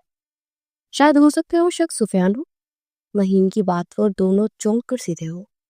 वो माय गॉड, ये बात तो हमने सोची ही नहीं। मैं भी यही सोच में डूबा रहा हूँ कि शायद मेरा ही कोई दुश्मन है जो कि मुझे नीचा दिखाने के लिए सब कर रहा है। जब हालिनूर को मुझसे निकाह करके इस घर से भेजा गया था तो उसका मोबाइल उसी घर में रह गया था, जो शायद सुफियान के हाथ लग चुका है। अहमद ने लब भीज कर कहा तो साथ में मुट्ठियां भेज दी। थैंक यू सो मच महीन, तुमने हमारा ध्यान इस तरफ लगाया, वरना तो मैं बाहर वालों के मुतल्लिक ही सोचता रह गया था। जो इंसान उसे होटल में बुलाकर अपनी हवस पूरी करने की कोशिश कर सकता है, वो कुछ भी कर सकता है। और दिल उसने हार्ट का लफ्ज बोला था और मैं तब से सोच रहा था कि ये लफ्ज मेरे पहले भी सुना है। तुम्हें याद है ना वहीं जिस दिन अहमद ने रिंग बनाई थी? उस दिन वो घटिया आदमी बहुत बकवास कर रहा था। साथ ने कहा जी, इसीलिए मेरा ध्यान सबसे पहले उसी की तरफ गया था। खैर, अब आप जाकर उसका लैपटॉप देखें, हो सकता है आपको कुछ न कुछ मिल जाए। उस संजीदगी से बोली सा साथ ने सर इस बात में हिलाया। और हाँ, मेहरबानी फरमाकर अब घर तशरीफ ले जाए और अपनी रूठी हुई बीवी को मना लीजिए। उस साथ की तरफ मुड़ते मुंह बनाकर बोली और फिर से लेकर घर के लिए निकल गई। साथ ही घर पहुंचा तो सुफियान अभी तक जाग रहा था। उसे मुकम्मल इग्नोर करता कमरे में आया और अपनी अलमारी से कैप्सूल नुमा चीज निकाली, जो बेहोशी का कैप्सूल था। उसने कमरे के सामने से गुजरते उस कैप्सूल को खोड़ा और अपना सांस रोक लिया। उसकी बेहोशी होने के बाद वो कमरे में आया और लैपटॉप तलाश करने लगा। कुछ देर के बाद वो लैपटॉप उठाकर तेजी से बाहर निकला और उसने लैपटॉप खोला तो उस पर पासवर्ड लगा था। उसने 2-3 पासवर्ड टाइप किए मगर वो नहीं खुला और इसी वक्त महीन का मैसेज आया। क्या हुआ, कुछ बना? नहीं, कोई काम नहीं बना। लैपटॉप पे पासवर्ड लगा है।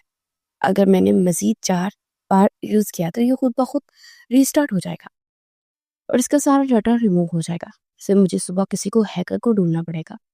वो झिलझिला कर बोला, ठीक है, लैपटॉप ले लिया, अब उसे लेकर आना हाउस आ जाए, हैकर से मुलाकात करवा देती हूँ। महीन ने कहा तो वो उलझ गया। फिर कुछ देर में वो राना हाउस पहुंच चुका था और महीन कुछ देर के बाद अंदर दाखिल हुई। उसने बड़ी सलीके से दुपट्टा ले रखा था और वो सर तक झुककर लैपटॉप खोलकर देखने लगा। फिर कुछ फाइल्स उसे मिल ही चुकी थी और वो किसी को सेंड की गई थी, यानी वो हाल नीर की तस्वीरें किसी और को बेचकर उससे एडिटिंग करवाता था। ये कौन हो सकता है? वो बड़बड़ाया। जीमेल चेक हैक करने की कोशिश करती हूँ, वो संजीदगी से बोली। रहने तो मैं खुद करवा लूंगा, तुम्हारा एहसान नहीं चाहिए। वो तंग कर बोला, ज्यादा एटीट्यूड दिखाने की जरूरत नहीं है। इस वक्त एटीट्यूड दिखाने का वक्त नहीं है, क्योंकि अगर सुबह तक सुफियान को सब कुछ मालूम हो गया कि उसका लैपटॉप गायब है तो वो अलर्ट हो जाएगा और हो सकता है कि हाल नूर की मजीद नाजीबा वीडियो बना दे या फिर इन्हें सोशल मीडिया पर डाल दे। इसीलिए हमें अलर्ट नहीं रहने देना। और हाँ, हाल नूर का मोबाइल जरूर ले लीजिएगा उससे। उस संजीदगी से बोली तो उसने चुपचाप लैपटॉप उसकी जानिब बढ़ाया। उसने आधे घंटे में उस शख्स की सारी मालूमात निकाल कर उसके सामने रख दी। वो दिल ही दिल में उसको सराह रहा था। वो वाकई में बहुत सही थी। वैसे ही क्रिमिनल्स का काम होता है, कोई गलत काम मत करना इसके जरिए, वरना पकड़ी जाओगी।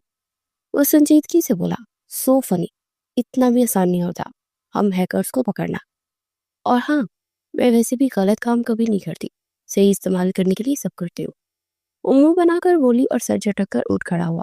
इधर आकर उसने इस लैपटॉप को उसी जगह रख दिया और फिर सुबह सुबह उस शख्स के यहाँ पहुंच चुका था।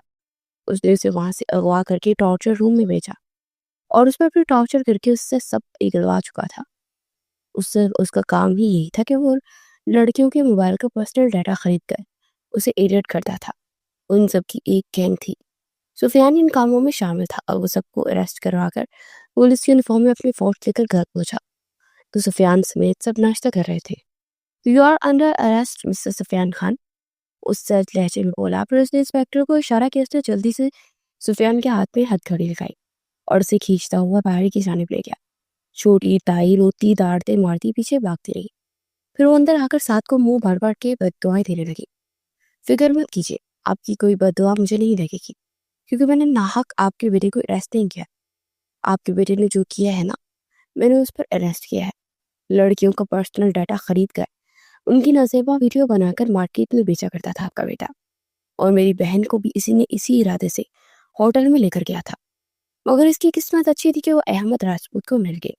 लेकिन आपका घटिया बेटा फिर भी बाज ना आया। इसने अहमद के नंबर पर हाले नूर की फेक नाजेबा वीडियो बनाकर भेजी।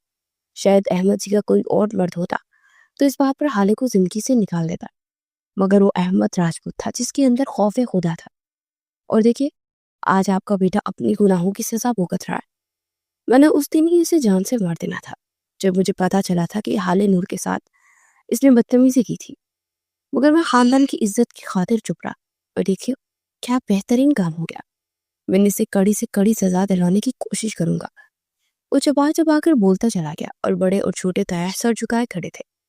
भाईजान, अपनी दौलत अपने पास रखिए और मेरी दौलत मेरी औलाद है, और मैं आज से इस घर से हर रिश्ता तोड़ कर जा रहा हूँ। अपने बेटे के साथ एक छोटे से घर में रह लूंगा, लेकिन अब यहाँ नहीं आऊंगा, जिया खान ने कहा और अपने कमरे की जान बढ़ गए। कुछ देर के बाद वो और साथ इस खान हाउस की घुटन ज़्यादा फजाओं से निकलते चले गए और दिल में बहुत इत्मीनान सा था। हालिन उनको काफी थकन थी और बुखार सा महसूस हो रहा था, तो होटल में आते ही लेटी तो सो गई। रात को जब आंख खुली तो अहमद पहलू में सोया हुआ था। वो गर्व से उसे देखती उठकर पानी पीने लगी तो जग खाली था।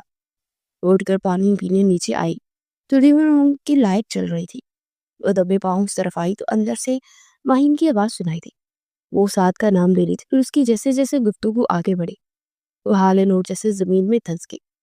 वो बामुश्किल अपने कदम उठाती कमरे में आई और बेड पर बैठकर बेआवाज आंसुओं से रोने लगी। फिर होशो हवास से बेगाना होती चली गई। अहमद की आंख खुली तो उठकर तहज्जुद पढ़ने लगा, फिर मस्जिद चला गया। जब वापस आया तो हाले नूर अभी भी सो रही थी। हाले नूर उसके पास बैठते उसको पुकारने लगा, मगर वो टस से मस्त हुई। उसने जैसे ही उसके रिख्सार को छुआ तो वो चौंक गया। फिर उसका माथा छूकर देखा तो आग की माने कप रहा था। उसने फौरन डॉक्टर को फोन करके घर बुलाया और उसने चेकअप के बाद मेडिसिन लिख दी। इंजेक्शन लगाने से उसका बुखार टूटा तो अहमद की जान में जान आई और उठ कर दूसरी साइड पर आकर लेटता उस पर हाथ रख गया। हाले ने आंख खोलकर इर्द गिर्द देखा तो सब बहुत धुंधला सा था और आंखें मसलती उसने गर्दन घुमाई तो अहमद उसके इतना करीब लेटा था। दिल चाहा उससे लिपट कर तरफ तरफ कर रोते। फिर वो आहिस्ता से हाथ उठाती उठने लगी। अहमद की आंख खुल गई। कैसी तबीयत है बाप की? वो जल्दी से उसके पास बैठती उसका माथा छूने लगा तो खिसक कर दूर हुई और बिना जवाब दिए वॉशरूम की जाने पड़ गई। फ्रेश होकर बाहर निकली तो मुलाजमा नाश्ता अंदर ही ले आई थी। आप आज का सारा दिन बाहर नहीं निकलेंगे, पूरा दिन आराम करेंगी। अहमद ने हल्का सा मुस्कुरा कर कहा, मैं बाहर जाकर ही नाश्ता करूंगी। उस सख्त लहजे में बोली तो अहमद की मुस्कुराहट गायब हो गई। क्यों तरपा रही हैं आप मुझे? उस पर झुकते हुए बेकरारी भरे अंदाज में बोला तो रुख फेर गई। प्लीज यार, इस तरह तो मत तरपाइए ना। क्या हो गया? मैं मानता हूँ कि मैंने गलती की है, आपको वक्त नहीं दे पाया, उसके लिए आई एम सो सॉरी। उसके रुखसार पर लब रखते हुए बोला। उसने सिसकारी भरी, प्लीज मुझे अकेला छोड़ दीजिए। वो नम लहजे में बोली तो वो लब खींच कर पीछे होता कमरे से निकल गया। रात को डिनर के बाद सोफे पर बैठ के टांगे टेबल पर रखे बैठा था कि यूं ही उसकी आग लग गई, जो कि किसी अजीब से एहसास से खुली। उसने जैसे ही देखा तो उसके पैरों को थामे उस पर सर रखे रो रही थी। ये क्या कर रही हैं आप? छोड़िए मेरे पाँव। वो इससे अपना पाँव पीछे करने लगा, मगर उसने उन्हें जोर से जकड़ रखा था। वो मजीद जोर जोर से रोने लगी और वह मुश्किल अपने पाँव छुड़वाता जल्दी से उसके पास जमीन पर बैठ गया। क्या हो गया यार? क्यों मेरी जान निकाल रही हैं आप?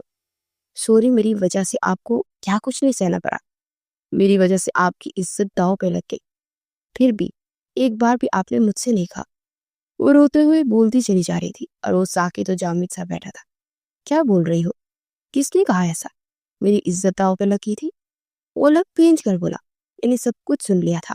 कल रात जब लाला और माही के दरमियान जो बात हुई, मेरी लापरवाही की वजह से ये सब कुछ हुआ था।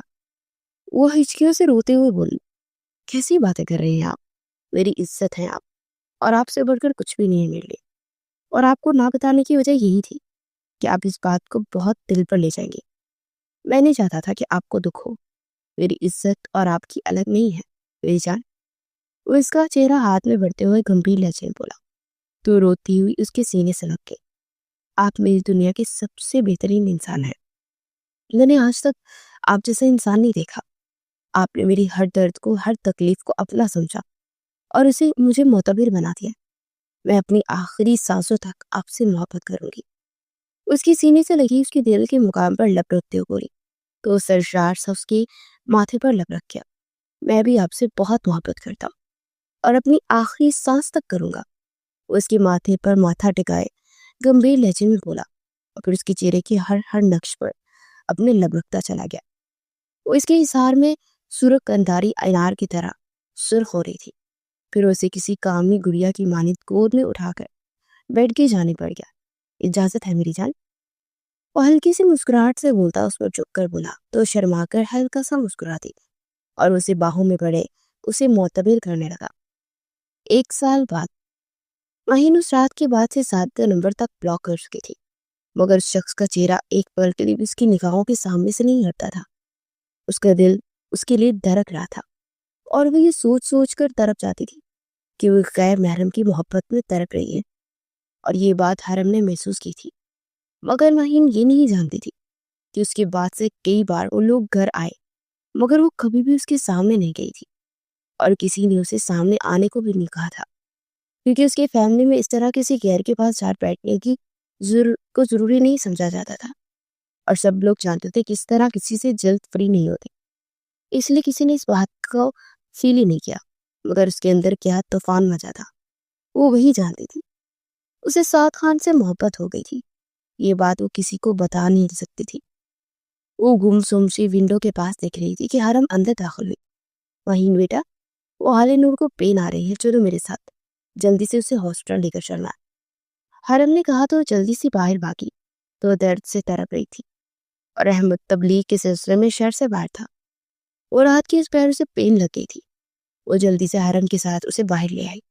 हरम बेटा, उसकी बाइक को फोन करके बुला लो, क्योंकि हॉस्पिटल का मामला है और हम लोग इस तरह अकेले वहां क्या करेंगे।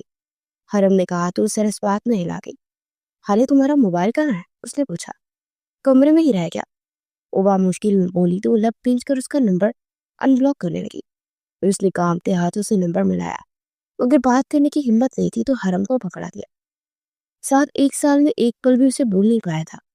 उसका ब्लॉक करना उसे बहुत गुस्सा दिला गया था। दिल तो चाहता कि एक बार उसे खड़ी खड़ी सुना दे, मगर वो तो उसे अपना चेहरा तक नहीं दिखाती थी। और वक्त के साथ गुस्सा बेचैनी में बदलने लगा था। वो हफ्ते में 2-3 बार चक्कर लगाता, सिर्फ सिर्फ उसकी एक झलक देखने के लिए। साद खान जैसा डैशिंग हैंडसम बंदा, जिससे हसीन तरीन लड़कियां बात करने के लिए बेकरार रहती थी, वो इंसान उस आम सी शक्ल की बहुत खास लड़की की एक झलक देखने के लिए पिछले 1 साल से तड़प रहा था। उसका नंबर मौजूद था, वो दूसरे नंबर पर भी उसे कॉल कर सकता था, मगर अना बीच में आ जाती और वो घर आकर कुछ देर जिया के पास बैठा रहा, जो कि काफी बोर हो रहे थे। वो आजकल उनकी शादी के बारे में सोच रहा था, क्योंकि उम्र में उस इंसान को हमदर्द और हमराही की जरूरत होती है। आज वो ब्यूरो से लेट आया था और फट से सो गया, मगर सोए हुए से कुछ देर हुई कि उसका मोबाइल बजने लगा और नंबर जैसे ही देखा तो एक झटके से उठकर बैठ गया। हेलो। उसने कॉल रिसीव करते मोबाइल कान को लगाते बेकरारी से कहा, मगर दूसरी तरफ हरम थी और उन्होंने हाल की तबीयत के बारे में बताया तो वो जल्दी से चेंज करता जिया के रूम में आया और फिल्म लेकर कुछ देर में वो अस्पताल पहुंचे तो कॉरिडोर में हरम बैठी थी, मगर वो दुश्मन जान खाई थी। फिर हरम के मुंह से पता चला कि वो हाले के साथ रूम में है। कुछ देर के बाद वो हाले का हाथ थामे बाहर निकली। सो साथ बिना पल के चिपके उसे देख रहा था, मगर वो सलाम करते उसे इग्नोर करती। हाले के साथ लेबर रूम की जाने पड़ गई और उसकी बेरुखी पर दिल ही दिल में तिल मिला कर रह गया। फिर कुछ ही देर में हाले ने एक प्यारे से बेटे को जन्म दिया और उसे लेकर नीचे आई और जिया को थमा दिया। जिया माथा चूमते रो पड़े थे। बाबा मुझे दे ना, वो जल्दी से बोला। नहीं मैं नहीं दे रहा, जिया ने कहा तो जिल जला कर रह गया। अरे मुझे तुम्हें तो देखना है ना मेरा भतीजा। हरम ने कहा तो जिया उसे लेकर उनकी तरफ बढ़ गया और इनके पास खड़े वो हंसते हुए बात कर रहे थे। उन्हें देख के कुछ सोच रहा था। फिटे मुसाद खान, ये तो बगल में चूड़ा और शहर में डिंडोरा वाला हिसाब हो गया। और बड़बड़ाता हुआ मुस्कुरा दिया, फिर सर झुकाए खड़े महीन पर पड़े। मुबारक हो आपको मिस महीन। वो पास जाकर बोला, जी थैंक्स, और आपको भी। वो आहिस्ते से बोलती आगे बढ़ने लगी तो वो जल्दी से उसके सामने होता उसका रास्ता रोक गया। क्या बदतमीजी है ये, वो नजरें मिलाए बगैर बोली तो उसे गौर से देखने लगा। आप तो मुझसे ऐसे भागती फिर रही है जैसे मैं चोर सिपाही से भागता। अब आप खुद तो चोर हो नहीं सकती, करोड़ों की मालिक है, कि आपके दिल में तो चोर नहीं। उसके चेहरे को देखते हुए बोला जो कि पल का पल मुतगैर हो रहा था। नहीं, वो तो बस थक गई हूं मैं। उसकी बात पर गड़बड़ा कर बोली तो आंखें सुकीर कर उससे देखने लगा, जो कि काफी मुस्तरब लग रही थी। सब ठीक है ना वहीं, हालत तो ठीक है। वो तशवीश भरे अंदाज में बोला तो मैं सरहला गई। कुछ देर में हालत को कमरे में शिफ्ट कर दिया गया था। वो माशाल्लाह बिल्कुल ठीक थी और साथ से आके कहने पर ये नाश्ता लेने जा रहा था और डॉक्टर ने 11-12 बजे तक आना था तो हाले को छुट्टी हो जानी थी। महीन आइए, हम नाश्ता करके बाबा और आंटी को साथ ले आएंगे। नहीं मैंने नहीं करना नाश्ता, वो निगाहें चुरा कर बोली, मगर हरम के कहने पर बड़े मरे कदमों के साथ बाहर चली आई। कैफेटेरिया में आते हुए एक साइड पर टेबल पर बैठ गए थे और महीन ने महसूस किया कि वहां मौजूद लड़कियां साथ को मुड़ मुड़ के दिख रही है, मगर वो बेनियाज सा मोबाइल पर लगा था। क्या लोगी तो, वो मोबाइल साइड पर रखते हुए बोला, और वो आपसे तुम पर आ चुका था, मैं चाय। वो आहिस्ते से बोली, महीन मुझसे नाराज हो तुम? आई थिंक मैंने इस रात कुछ ज्यादा ही बोल दिया था, आई एम सो सॉरी। उसके हाथ पर हाथ रखते हुए बोला तो हड़बड़ाकर हाथ खींच दी, इधर उधर देखने लगी। मुझे चाय नहीं पीनी, अब मम्मा और अंकल के साथ नाश्ता ऑर्डर करते, उनके साथ नाश्ता कर लूंगी। वो कुछ देर के बाद उठते हुए बोली तो साथ के अंदर गुस्से की तेज लहर दौड़ गई। मैं तुमसे इतनी नरमी से बात कर रहा हूँ और तुम मुसलसल एटीट्यूड दिखा रही हो। वो गुस्से से बोला तो इर्द गिर्द लोग उन्हें देखने लगे। मत कीजिए बात, मैं तो बात करना ही नहीं चाहती, आपको नजर नहीं आता। वो तलक लहजे में बोलती वहां से बाहर की जाने पड़ गई और साथ में मुठ्ठियां भींचकर अपना गुस्सा कंट्रोल किया और तेजी से उसके पीछे लपका। कॉरिडोर खाली था तो उसे बाजू से खींच कर दीवार से चिपकाता अपने दाएं बाएं हाथ रखते चुका। क्या बदतमीजी है ये, हटो पीछे। वो गड़बड़ा कर बोली, तुम्हारे घर आना चाहता हूं मैं रिश्ता लेकर, मुझे आपसे शादी नहीं करनी। वो तेज लहजे में बोली, मगर दिल जैसे बाहर आ रहा था। मुझे भी तुमसे शादी करने का कोई इंटरेस्ट नहीं है, मैं तुम्हारी मॉम का रिश्ता अपने बाबा के बारे में लेकर आना चाहता हूँ। और इत्मीनान से बोला तो उसका चेहरा गुस्से से सुर्ख हो गया। आपका दिमाग तो नहीं खराब हो गया, हद होती है किसी चीज की, फजूल हरकत करने का सोचिएगा भी मत।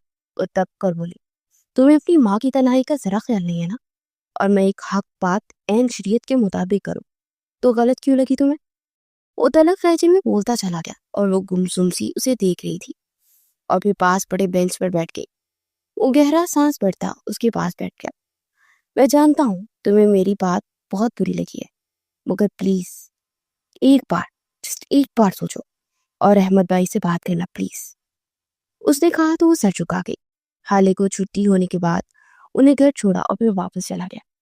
7 दिन के बाद अकीके पर वो इनवाइटेड था और अहमद से महीन की बात हो चुकी थी और अकीके से फारिग होकर अहमद ने जब की बात हरम से की तो वो तो जैसे हत्थे से ही उखड़ गई थी। अगर मैं तुम पर बोझ हूं तो पता तो चली जाती हूँ तुम्हारे घर से, हरम नरम लहजे में बोली। मम्मा क्या हो गया है आपको यार, हम सिर्फ आपकी खुशी चाहते हैं। प्लीज मम्मा, सिर्फ एक बार सोचिए ना, सारी जिंदगी एक सच्चे हमसफर के लिए तरसी है यार। और जिया अंकल, बहुत ही अच्छी इंसान है। वो बोली तो हरम उसे अजीब नजरों से देखने लगी। ठीक है, उन्हें बुला लो, मैं उनसे खुलकर अपनी शर्तों को रखूंगी। अगर उन्हें मंजूर हुई तो ठीक है, वरना इनकार, हरम ने कहा। तो उन दोनों ने एक दूसरे को तशवीश भरी निगाहों से देखा, मगर फिर सर झटक कर रह गए। फिर शाम को जिया और साथ डिनर पर आए और फिर वो लोग लाउंज में ही बैठे थे। अगर आप राजी नहीं तो आप खुलकर कहिए, जिया ने कहा। मैं राजी हो जाऊंगी अगर आप मेरी शर्त मान ले, वो इत्मीनान से बोली। जी आंटी, बोलिए, साथ ने कहा। आपके बेटे को मेरी बेटी से पहले शादी करनी पड़ेगी, हरम ने जैसे इत्मीनान भरे लहजे में कहा। तो हॉल में जैसे एकदम सुनाटा सा छा गया था। कैसी ये कैसी शर्त है अपिया, अहमद शर्मिंदा सा बोला। और खुद महीन साकी तो जामिद बैठी थी, मगर वो ऐसे मुतमईन बैठा था जैसे कोई बहुत बड़ी बात ना हुई हो।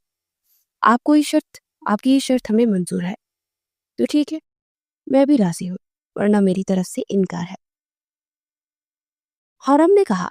हमें मंजूर है, जिया खान मुस्कुरा कर बोले। तो हरम के साथ साथ बाकी सब भी बेयकीनी से उन्हें देखने लगे। मैं खुद दिल से ही चाहता था जब महीन बेटी जैसी सुलझी हुई बच्ची मेरी बहू बने, साजिया ने कहा। तो महीन लब भींच कर रह गई। हरम का चेहरा खिल उठा था और वो जो इनकार करना चाहती थी अपनी माँ की खातिर चुप हो गई, मगर दिल खून के आंसू रो रहा था। 1.5 माह के बाद उनकी शादी रखी गई और 7 दिन पहले हरम और जिया का निकाह सादगी से हुआ था। आज उसकी माँ उसकी सास बनकर उसे बहने आ रही थी, मगर उसके दिल में जैसे सुनाटे छा गए थे और वो जानती थी कि वो साद के सामने बहुत कम सूरत है और वो शख्स कई बार उसे ये बात जता चुका था। वो दुल्हन बनी बहुत प्यारी लग रही थी और सभी उससे कह रहे थे, मगर उसका दिल दहाड़े मार मार कर रो रहा था। कुछ देर में उसका निकाह साद खान से हो चुका था और वो रुखसत होकर उसके घर आई। वो इजला अरूसी में साकित और जामिद सी बैठी थी। और फिर दरवाजा खोलकर वो अंदर दाखिल हुआ और उसके पहलू में आकर बैठकर उसे देखने लगा, जो कि निगाहें झुकाए बैठी थी। एक निगाह उस बनताए नाचीज पर भी तो डाल ली थी ना मैडम जी, इतनी मोहब्बत दिल में ले बैठे और मुझे भी तरपाती रही है। आप सच में बहुत बुरी हो, वो इसके कान के पास बोला हुआ। क्या बोले जा रहे हैं आप? मैं तो नहीं करती ना मोहब्बत। वो बदक कर पीछे हुई थी, मगर साथ उसकी कमर में हाथ डालकर उसे अपने करीब तर कर गया और इस पर मोहब्बतें लुटाता उस पर झुक गया। आज नहीं जानू, पूरा 1 साल 2 महीने 10 दिन कर पाया तुमने मुझे, और अब मैं तुम्हें खुद से दूर बिल्कुल भी नहीं होने दूंगा। उसकी गिरफ्त में तरप रही थी। उसे छोड़ता पीछे हुआ तो गहरे गहरे सांस भरते उसे नम नजरों से देखने लगी। जब मोहब्बत नहीं थी, इस रिश्ते को क्यों निभा रहे हैं आप? मुझ जैसी आम शक्ल और सूरत की लड़की आपके मयार पर कहाँ उतरेगी? और और वैसे भी मुझे तो बिलबतौड़ी कहते थे ना आप। वो तरक कर बोली, तुम जैसा जैसा हुस्न कोई नहीं है, तुम्हारे इस दिल जैसा दिल कहीं नहीं है। 1 साल हो गया था तुम्हें देखे और तुम्हारी एक झलक देखने मैं कई बार आता रहा, मगर तुम तो छुपी बैठी थी। बाकी रही बिलबतौड़ी की बात, वो तो तुम हो यार। वो मुस्कुराहट जब्त करते हुए उसे देख सर तापा देखते हुए बोला। तो उसे कुशन से मारने लगी। नहीं यकीन आ रहा, ये देखो। वो उसकी हाल नूर की शादी की रात की तस्वीर दिखाते हुए बोला। तो वो जैसे मोबाइल थामे बेयकीनी से उसे देखने लगी, जो कि उसे अब उसके सामने लेटा हंसते हुए लूट-पुट हो रहा था। बहुत बुरे हैं आप, आई हेट यू। वो गुस्से से बोलती उठने लगी तो उसकी बाजू से खींचकर उसको अपने ऊपर अपनी बाहों में भरता अपनी तशनगी मिटाने लगा। वो दोनों के दिल एक दूसरे के लिए बेचैन थे और आज इन्हें करार भी आ चुका था।